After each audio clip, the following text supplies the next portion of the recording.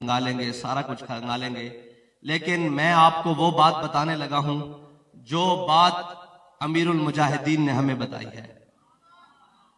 अमीरुल मुजाहिदीन अक्सर इस नज़्म को सुनाया करते थे कि फक्र के हैं मौजज़ात ताजो सरीरो सिपा, फक्र है मीरों का मीर, फक्र है शाहों का शाह। इल्म का मकसूद, ये जो आपने सब कुछ पढ़ा, इल्म का मकसूद है पाकिए अक्लो खिरत, कि जिससे खिरत सोच अकल पाक हो जाए।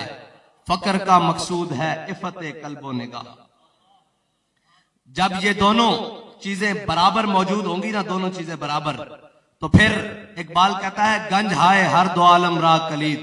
इकबाल कहता है सिर्फ इस जहान की नहीं, सारे जहानों के खजानों की चाबियां, कामयाबियों की चाबियां मैं तुझे बता देता हूं। इकबाल क्या है, कहता है गंज हाय हर दो आलम रा कलीद, तेगे अयूबियो निगाहे बा यजीद। इकबाल कहता है तेरे पास सलाउद्दीन अयूबी वाली तलवार होनी चाहिए और बायजीद बस्तामी वाली निगाह होनी चाहिए, फिर फलस्तीन तू ऐसे फतह कर लेगा, ऐसे ऐसे चुटकियों में। और अगर नहीं होगा तो फिर क्या, कि अगर सारी जिंदगी तू इसी में लगा रहेगा और इसी बातों में लगा रहेगा। उलमा का मकाम आपको पता है, मेरे आका मौला सल्लल्लाहु अलैहि वसल्लम ने फरमाया क़यामत के दिन उलमा के कलम की स्याही खून के शहीदों के ऊपर तोली जाएगी, लेकिन उलमा के कलम की स्याही जो है वो अफजल हो जाएगी, वो भारी हो जाएगी शहीदों के खून पर। हम पूछने लगे हैं वो स्याही कौन सी होगी, उसकी तफसील करने लगे हैं कि वो स्याही कौन सी होगी। वो स्याही ये होगी कि सिर्फ ये नहीं कि हुजरे में बैठकर और ये सारी बातें लिखते रहना और करते रहना।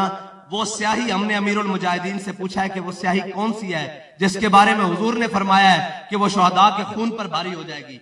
अमीरुल मुजाहिदीन ने बताया कि वो स्याही अल्लामा फजल हक खैराबादी की उस फतवे की दी हुई स्याही होगी जो फतवा अल्लामा फजल हक खैराबादी ने अंग्रेजों के खिलाफ 1857 में दिया। और जब अल्लामा फजल हक खैराबादी को जजीरा अंडमान में काला पानी की जेल हो गई तो अल्लामा को खुराक वो दी गई कि जो पानी वो दिया गया जो सांप के जहर से भी कड़वा, और जनाब खुराक वो दी गई जो बिल्कुल जहर, तो अल्लामा की हड्डियां भी गल गईं। आखिरी वक्त में अल्लामा झांकुरी के आलम में बिस्तरे फराश पर हैं, मर्ग पर हैं, तो एक अंग्रेज आया, उसने आकर वो फतवा इमाम साहब को दिखाया, अल्लामा फजल हक खैराबादी को। मैं इन उलमा से कहता हूं आपको मालूम होना चाहिए, हमें तारीख से बताया ही नहीं गया। ये तो अल्लामा खादिम हुसैन रिजवी को सलाम और उनकी कब्र अनवर पर करोड़ों सलाम, जिन्होंने हमें तारीख से आशना किया कि तुम हो किन की औलादें, वरना कोई जाकिर नायक से मुतासिर था, कोई जनाब ये आजकल मिर्जा जेलमी नाम का, इनसे मुतासिर हो जाता। ये तो बाबा जी ने बताया कि तुम्हारे बड़े बहुत बड़े थे, तुम कभी देखो तो सही तुम्हारे बड़े हैं कौन। और जब अल्लामा फजल हक खैराबादी पढ़ने के लिए जाते थे तो मुगल शहजादे, उस वक्त की रोल्स रॉयस जिसे कहा जाता है, उस वक्त की रोल्स रॉयस जिसे कहा जाता है, और फजले इमाम का बेटा अल्लामा फजल हक खैराबादी जब पढ़ने के लिए जाता था तो हाथी पर सवार होकर जाता था। यह नहीं कि वो कहीं उनको मुयस्सर नहीं थी दुनिया की आसाइशें और उनके पास दुनिया के मामलात नहीं थे, या वो दुनिया की आसाइशों से उनको पता नहीं था कि ये होती कैसी हैं। इमाम फजल हक खैराबादी हाथी पर पढ़ने जाया करता था और उधर से मुगल शहजादे हाथी पर बैठकर आया करते थे, यानी एलीट क्लास का बराबर होकर दीन का इल्म पढ़ने के लिए जाया करते थे।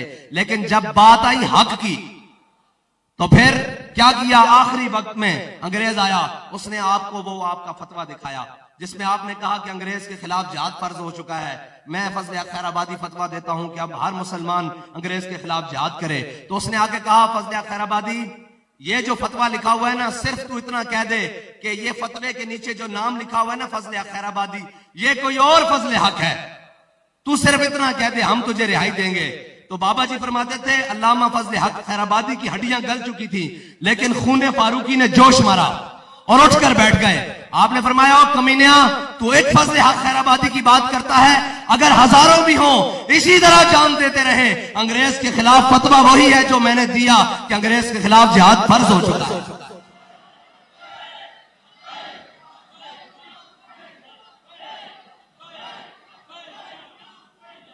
वो बाबा जी फरमाते थे कि आपको पता है स्पेन से इस्लाम को देश निकाला क्यों दिया गया? इस्लाम के सबसे बड़े कले किसी भी मुल्क, किसी भी रियासत के अंदर उलमा होते हैं जो हर मुश्किल आने पर डट कर खड़े हो जाते हैं। वो हर मुश्किल आने पर अपने फतवे और अपने कौल बदलते नहीं हैं, बल्कि ऊपर औरंगजेब आलमगीर हो, ऊपर बहादुर शाह जफर हो, ऊपर परवेज मुशर्रफ हो, ऊपर नवाज शरीफ हो, ऊपर इमरान खान हो, कोई भी हो, उन्हें इससे गर्ज नहीं होती। उन्हें गर्ज इससे होती है कि इस्लाम का झंडा सरबुलंद रहे, इस्लाम की बात उसी तरह रहे, कायम रहे, और इस्लाम का जो फितरत है और जो उसूल है उसी तरह कायम रहे। उलमा वो होते हैं, और उलमा, इन्हीं उलमा की वजह से बाबा जी फरमाते थे कि बरे सगीर में जो इस्लाम बच के खड़ा है ना, और आज अपनी पूरी आबो ताब के साथ खड़ा है, वो इन उलमा की वजह से है। 300 उलमा को 1857 एक दिन में 300 उलमा को अंग्रेज ने फांसी घाटों पर चढ़ाया। अंग्रेज ने हाथियों के ऊपर बांध के, घोड़ों के ऊपर बांध के, ऊंटों के ऊपर बांध के, दरख्तों के नीचे से गुजारा। वो उलमा के मन के टूट जाते। आपको पता है हम जिनकी नात पढ़ते हैं, मौलाना किफायत अली काफी, उनको किस जुर्म में फांसी की सजा दी गई आपको पता है? नहीं पता, मैं बताता हूं। मौलाना किफायत अली काफी ने जंगे आजादी के जो मुजाहिदीन जेलों में बंद थे, आप इतने बड़े आलिम थे, आपने अपने साथियों को लेकर जेल तोड़वा दी थी।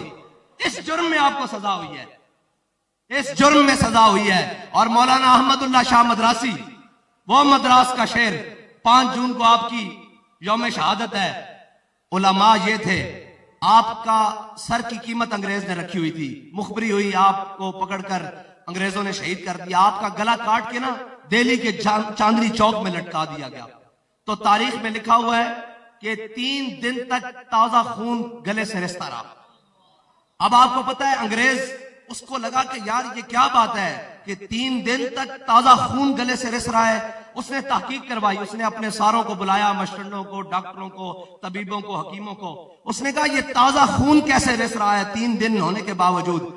तो उन सब ने तहकीक की और कहा कि जब इस शख्स का गला काटा गया, इसको मौत दी गई, इसके दिल में राई के बराबर भी खौफ मौजूद नहीं था। ये है हमारे उलमा।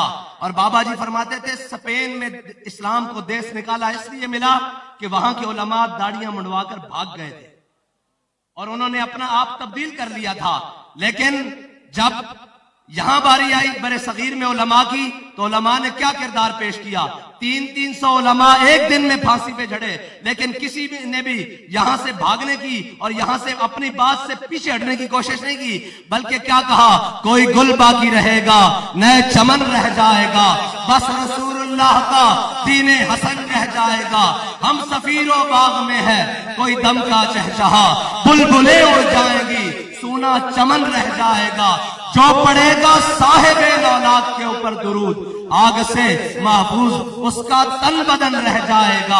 सब फना हो जाएंगे काफी, आज सब फना हो गए, लेकिन मौलाना किफायतुल्लाह काफी की नात आज भी स्टेज के ऊपर पढ़ी जा रही है। सब फना हो जाएंगे काफी, लेकिन हश्र तक नाते हजरत का जुबानों पर सुखन रह जाएगा। ये हमारे बड़े थे जिन्होंने अपना किरदार अदा कर। मैं आज सिर्फ उलमा से बात कर रहा हूं, ये तो मुखातबीन जो हमारे हैं ना, और उलमा को इकबाल की जबान में आपने पढ़ा और आपने दिल जमी से पढ़ा। माशाल्लाह आज आपके चेहरे बता रहे हैं कि आपने दीन के लिए मेहनत की। बाबा जी फरमाते थे कि जिस दिन हाफिज कुरान सुनाता है ना, मैं उसके चेहरे की तरफ देखता हूं तो नूर की लाटें निकल रही होती है। तो आज माशाल्लाह उलमा ने दीन पढ़ा है, इनके चेहरों से नूर बिखर रहा है। लेकिन ऐ शेख, बहुत अच्छी मकतब की फजा, लेकिन आगे चलते हैं। हमने ये मंजिलें तय की, आपने किताबें साथ में रखनी है, बगल में रखनी है, कोई मसला नहीं, किताब साथ हो। लेकिन जब कोई बात करे, बाबा जी जब पहली मर्तबा गिरफ्तार हुए ना, तो वहां लाहौर का बड़ा एसपी, अब तो वो रिटायर्ड हो गया, एसपी सामने आया। उसने कहा मौलवी साहब, मैंने आपकी बड़ी तकरीरें सुनी है, आप बड़ी सख्त सख्त बातें करते हैं। आपने फरमाया तूने वो वीडियो के जरिए सुनी है, अब लाइव सुन जरा।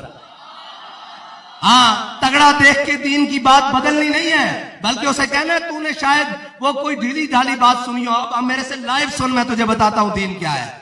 हाँ बिल्कुल, और दीन का मिजाज है ही ऐसे सामने होकर बात करने वाला, झुक कर बात करने वाला दीन का मिजाज है ही नहीं। और अगर झुक कर बात करें तो क्या आपको लगता है फैजाबाद में वो 7C और 7B की शिकें बहाल कर देते?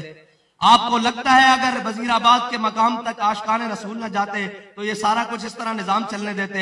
अगर झुककर बात की जाती तो आपको लगता है कि मसाजिद के स्पीकर बहाल हो जाते? बाबा जी ने कहा था झलियो गल मस्जिदां दे स्पीकर तक नहीं रहनी, गल थोड़े घर तक आ जानी।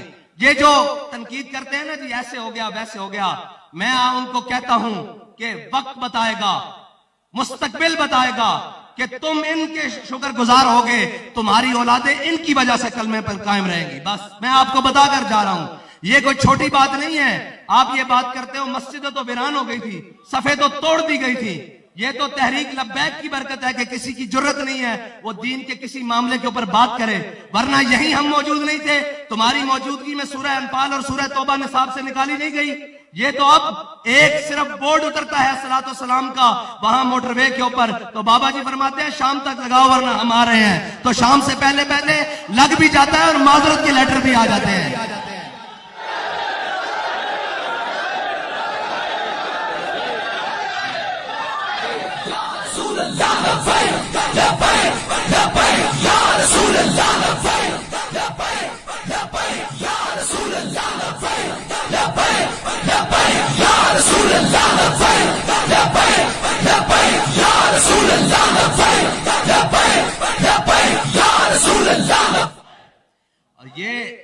ये किरदार जब उलमा का रहेगा तो फिर इंशाअल्लाह हुजूर के दीन को तख्त पर लाने से कोई नहीं रोक सकता।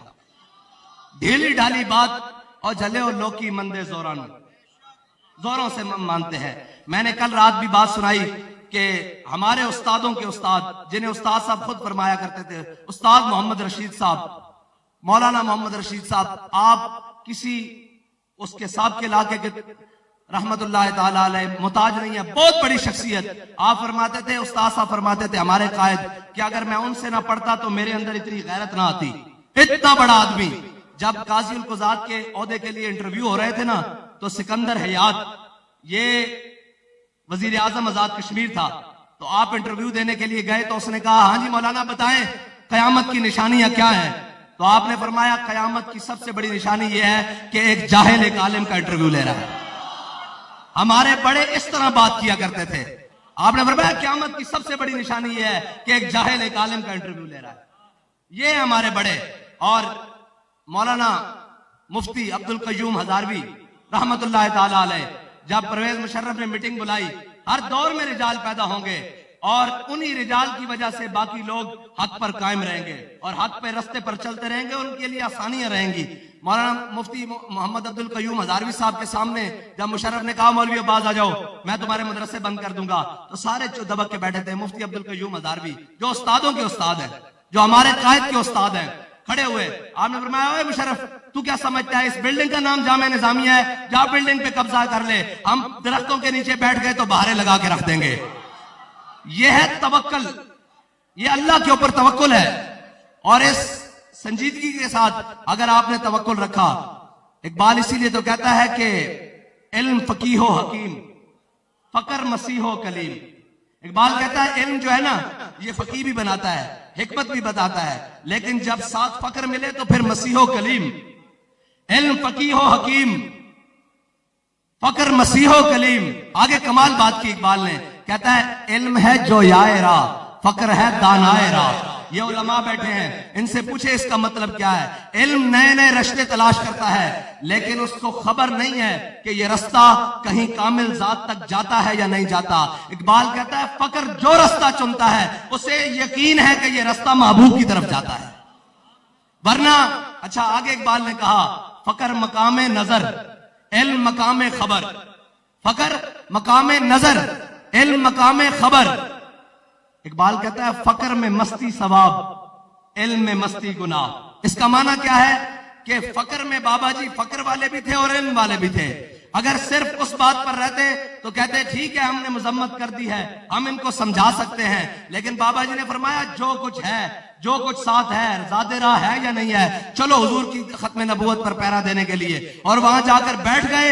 और इकबाल कहता है फकर में मस्ती सवाब, इल्म में मस्ती गुनाह। वहां जब बहुत ज्यादा शेलिंग हुई और बहुत ज्यादा सर्दी ने तंग किया ना, तो फिर जवानों ने कमीजें उतार के लब्बैक के नारे लगाए। वहां फिर वहां फिर क्या हुआ? वहां यह हुआ कि इकबाल कहता है दिल अगर इस खाक में जिंदा हो बेदार, इकबाल कहता है अगर तू ये जिंदा बेदार रखता है ना तो तोड़ दे तेरी निगाह आईना है मेहरोमा।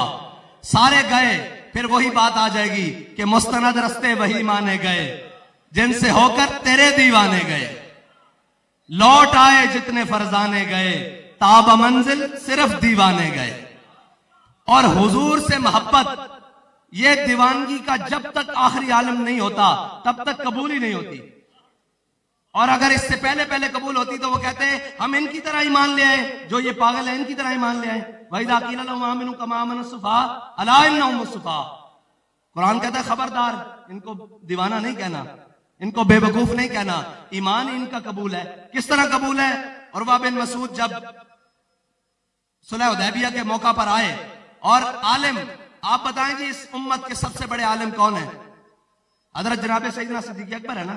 वैसे एक रिवायत तो ये भी है कि जब अव्वलीन और आखिरीन जमा होंगे उम्मतियों में, जब अव्वलीन और आखिरीन जमा होंगे क़यामत वाले दिन और ऐलान किया जाए कि सबसे बड़ा आलिम खड़ा हो जाए, तो कोई खड़ा नहीं होगा, इमाम आजम अबू हनीफा खड़े होंगे। लेकिन हजरत साहबा में सबसे बड़े आलिम हजरत जनाब सैयदना सिद्दीक अकबर है।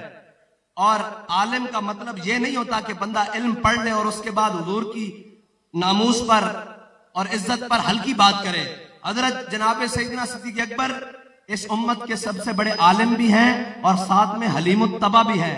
लेकिन जब उरवा बिन मसूद ने कहा हुदैबिया के मकाम पर, या रसूलल्लाह ये मुख्तलिफ कौमों के लोग हैं, ये मुख्तलिफ कबीलों के लोग हैं, ये आपको छोड़कर चले जाएंगे, आप इनके पीछे लगकर हमारे साथ ये बात कर रहे हैं। तो हजरत जनाब सैयदना सिद्दीक अकबर ने कहा कि इतनी बड़ी बात इसने हुजूर के सामने की। आपने फरमाया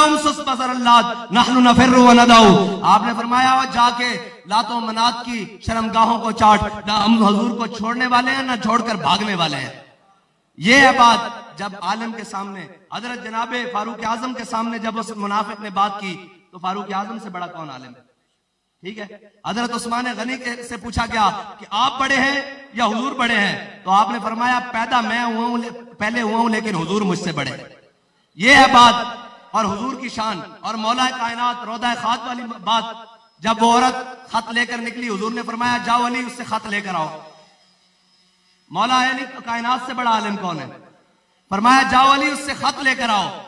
तो जब मौला कायनात गए, आपने फरमाया मौला कायनात फरमाते हैं जिस जगह पर हुजूर ने मुझे फरमाया, ना उससे एक कदम आगे ना पीछे, उसी मकाम पर वो औरत जा रही थी। वो जाने खबर है और हर खबर है उनसे वाबस्ता। अरे ओ बेखबर, उन्हें बेखबर जाना तो क्या जाना।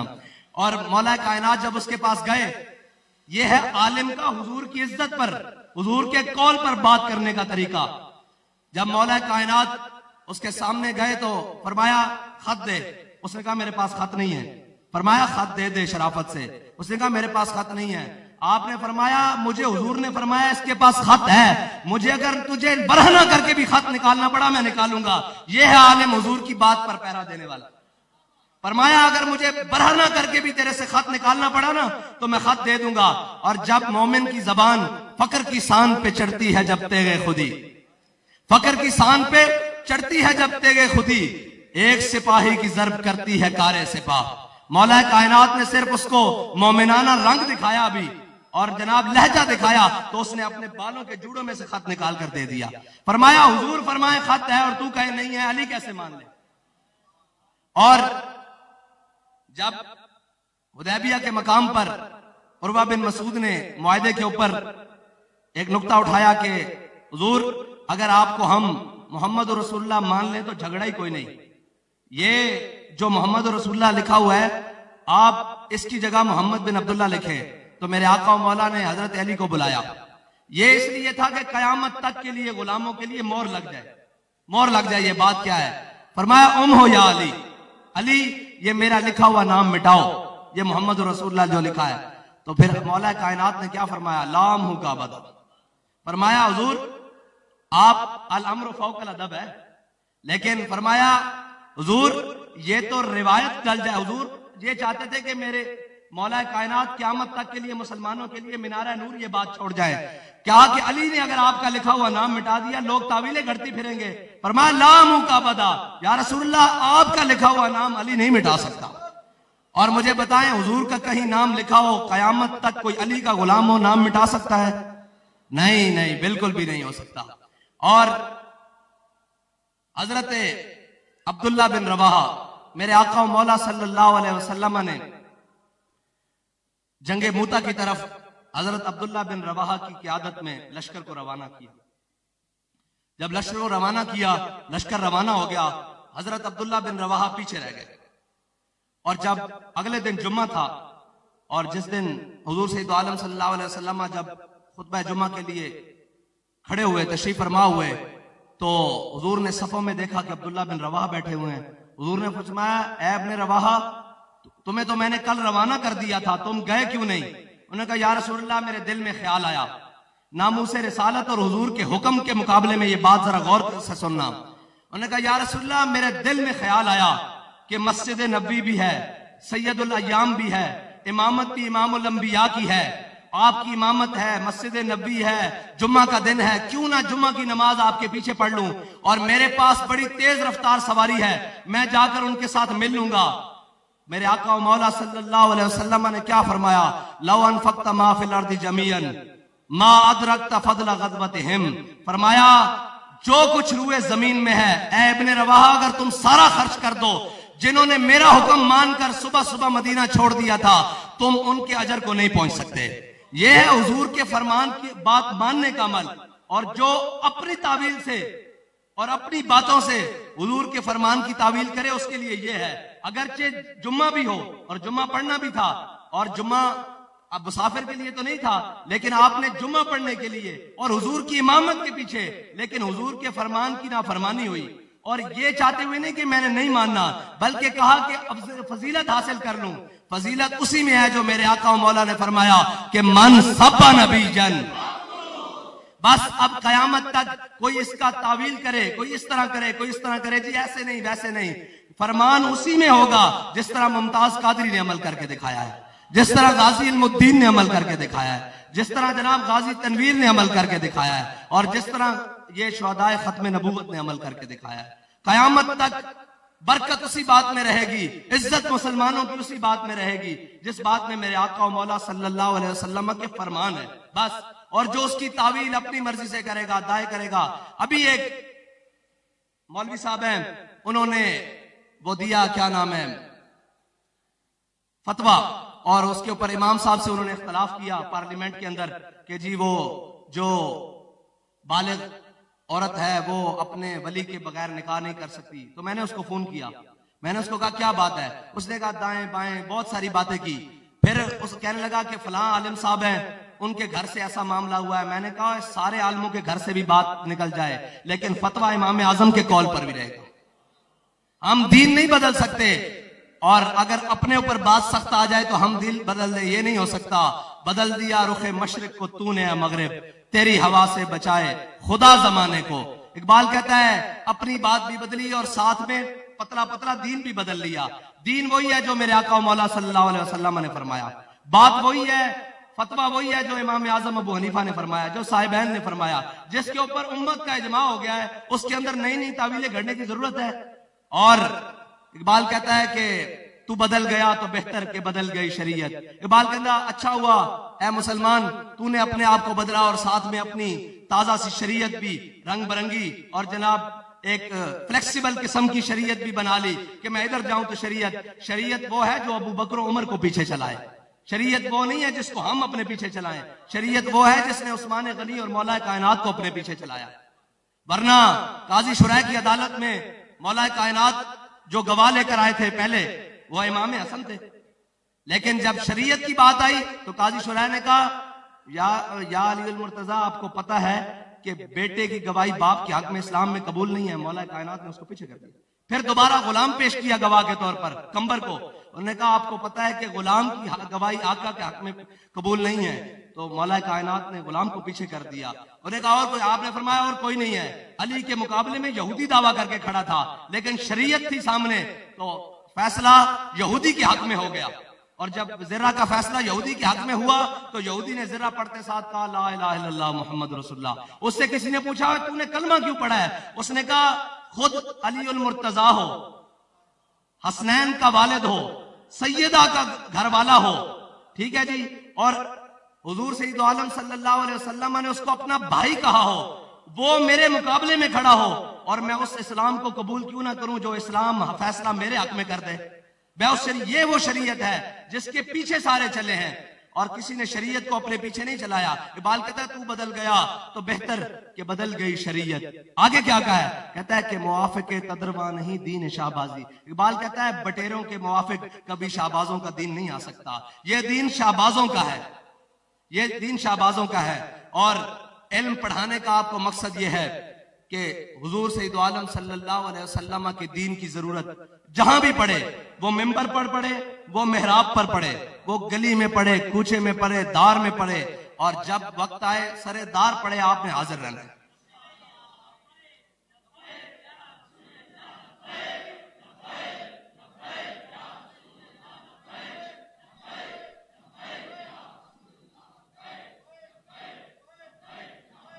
इकबाल कहता है ये हिकमत मलकूती, ये इल्म लाहूती। इकबाल कहता है ये जो हम हिकमत तदब्बुर अमल की इल्म की बातें पढ़ रहे हैं, ये हिकमत मलकूती, ये इल्म लाहूती। तेरे हरम के दर्द का दरमा नहीं तो कुछ भी नहीं। इकबाल कहता है ये जो कुछ पढ़ रहा है और जो कुछ कर रहा है, अगर इसके नतीजे में फलस्तीन फतह नहीं होता तो फिर तू कुछ नहीं कर रहा, और इसके नतीजे में दोबारा बाबरी मस्जिद तामीर नहीं होती तो तू कुछ नहीं कर रहा। ये हिकमत मलकूती, ये इल्म लाहूती, तेरे हरम के दर्द का दरमा नहीं तो कुछ भी नहीं। ये नीम शबी, ये मुराकबे, ये सुरूर। कहता है ये रातों को जागना, सजदे करना, तहज्जुदें पढ़ना, ये नीम शबी, ये मुराकबे, ये सुरूर, तेरी खुदी के निगहबान नहीं तो कुछ भी नहीं। और आखिर में इकबाल ने बात ही खत्म कर दी। कहता है खिरद ने कह भी दिया ला इला तो क्या हासिल। कहता है अगर हमने अकलन सामने जनाब कह भी दिया, नमाज के लिए खड़े भी हो गए, और जनाब दिल पीछे कारोबार की तरफ रहा, दिल पीछे जनाब ये रहा कि मस्जिद के सदर साहब राजी होंगे कि नहीं होंगे, मिंबर पर बैठ के दीन बयान करते हुए सोचा कहीं निकल तो नहीं जाएंगे। भाई मसला ये है मकाम में शौक तेरे कुदसियों के बस का नहीं, ये काम उन्हीं के है जिनके हौसले हैं ज़य्याद। और इकबाल तो कमाल है ना, क्योंकि अरबो अजम पढ़कर आया है और उसने नतीजा निकाला है हर बात का। वो कहता है जब इश्क सिखाता है आदाब खुद आगाही, खुलते हैं गुलामों पे असरार शहनशाही। मुझे आप बताएं, ये अभी सब ने देखा होगा वो अर्तगल ड्रामा, वो एक झुग्गी बास है। आपके यहाँ उनको क्या कहते हैं? आपके यहाँ कहते, हम उनको झुग्गी बास कहते हैं, झुग्गी वाले कहते हैं, झुग्गी बास है। लेकिन उन्होंने 3 बरे आजमों पे हुकूमत की है। इकबाल उनकी तरफ इशारा कर रहा है कि जब इश्क सिखाता है आदाब खुद आगाही, खुलते हैं गुलामों पे असरार शहनशाही। आपको एक तारीखी बात सुनाता हूं कि हमारे बड़े कितने बड़े थे। जब सुल्तान अब्दुल हमीद सानी का वक्त था ना, बिल्कुल सल्तनत उस्मानिया से डोल रही थी, तो सफीर आए कुछ दूसरे ममालिक के। तो सफीरों को आके उनके यहाँ रिवाज था कि सफीर आते थे तो तुर्की का जो खिलाफत उस्मानिया का झंडा था उसे चूमते थे। तो एक सफीर कहने लगा ये क्या तरीका है मुलाकात का, ये क्या तरीका है मुलाकात का कि जनाब हम झंडे को चूमे और हम झंडे को चूम कर इससे मिले। तो उस सफीर जो दूसरा था ना, उसने कहा अभी तो मुसलमान ने उन्हें बड़ा ढीला हाथ रख दिया है। जब उस्मान गाजी होता था ना तो कोई सफीर मिलने के लिए आता था, वो अपना बूट आगे करता था ऐसे करके, और जब तक कोई उसे चूम नहीं लेता था वो उससे बात नहीं करता था। ये है मुसलमानों की निशात सानिया, ये है वो बात कि उस्मान गाजी ऐसे बूट आगे करता था, मुसलमानों का खलीफा, और आने वाला सफीर उस बूट को चूमता था और फिर उससे बात करता था।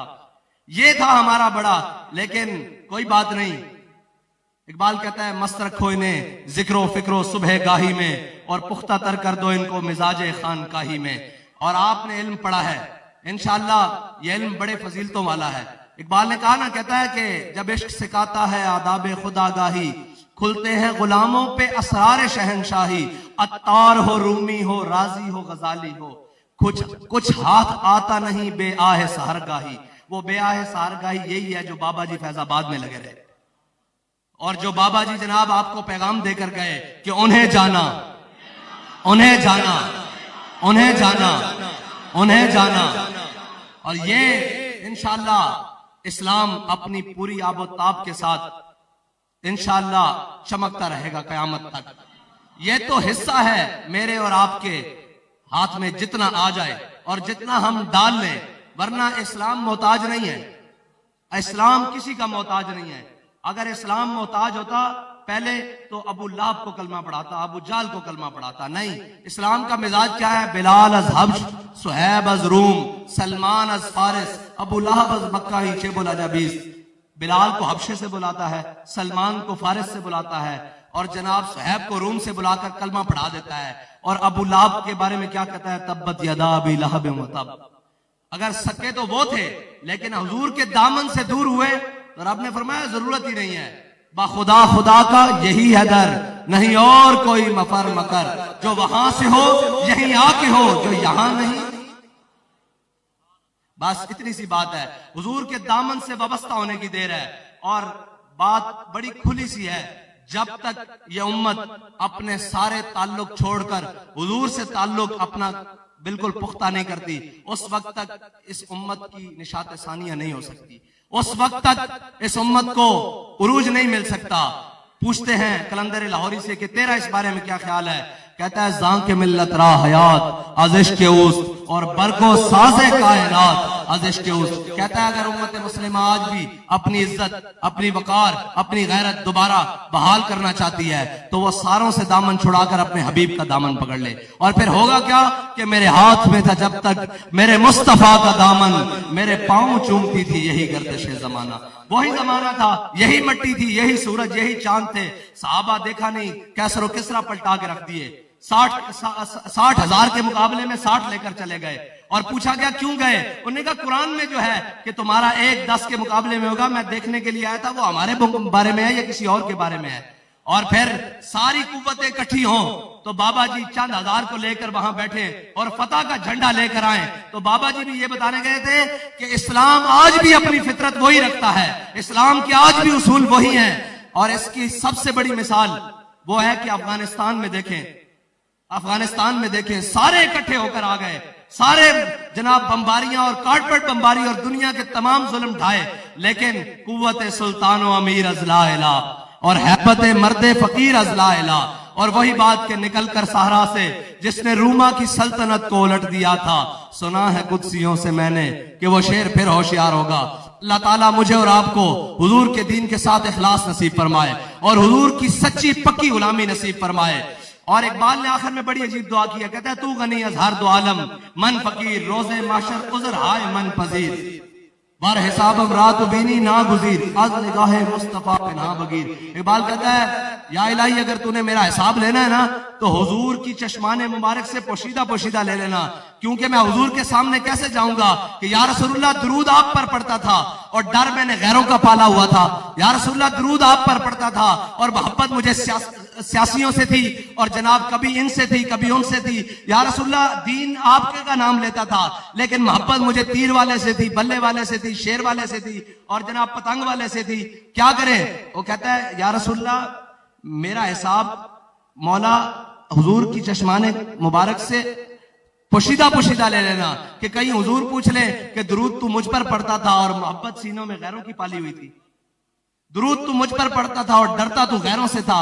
जब हमने कह जो दिया कि फकर का मौजूद और इल्म का मौजूद और अशहदु अल्ला इलाह अशहदु अल्ला इलाह, काफिर है तो शमशीर पे करता है भरोसा, मोमिन है तो बेतेग भी लड़ता है। लड़ता है कि नहीं लड़ता? देखा कि नहीं वजीराबाद तक इस्लाम के उसूल आज तक है, बदर से लेकर आज तक जो भी इस्लाम के उसूलों के मुताबिक आएगा इस्लाम उसको इज्जत दे देगा। और जो ये तो हजरत फारूक आजम ने फलस्तीन की तरफ बैतुल मुकद्दस की तरफ जाते हुए कहा था ना, अन्ना इन्ना कुन्ना अज़ल्ला कौमिन अज़्ज़नल्लाहु बिल इस्लाम, फरमाया हम वही कौम थे जिनसे 10 ऊंट मक्के की पहाड़ियों में काबू नहीं आते थे। आज 36 लाख मुरब्बा मील पर अल्लाह ने हमें हुकूमत दी है तो वो इस्लाम की बरकत से है। तो जब भी कोई बात कहीं भी कोई तगड़ी बात हो सकती है, कोई जालिम की आंखों में आंखें डाली जा सकती हैं, जब आलम कुफर को ललकारा जा सकता है तो वो इस्लाम की पावर के साथ है। और बाबा जी फरमा कर गए इस्लाम अपनी पावर रखता है। अफगानिस्तान में अमेरिका भागेगा, इस्लाम अपनी पावर रखता है। वजीराबाद में हर चीज उलट जाएगी, इस्लाम अपनी पावर रखता है। जय श्री राम के मुकाबले में हमारी बहन अकेली अल्लाह अकबर का नारा लगाएगी, इस्लाम अपनी पावर रखता है। और जब हुजूर का दीन पाकिस्तान के तख्त पर आएगा, इस्लाम अपनी पावर रखेगा इंशाअल्लाह। और इस्लाम वो नहीं है, इस्लाम वो नहीं है जो तगड़ों के सामने सर झुकाए। इस्लाम वो है जो अपनों के सामने ऐसे हो, ज़ईफ अगर नजर पड़े रसूल का जमाल बन, और जालिम अगर आए नजर कहरे जुल जलाल बन, खुदा के आगे सर झुका।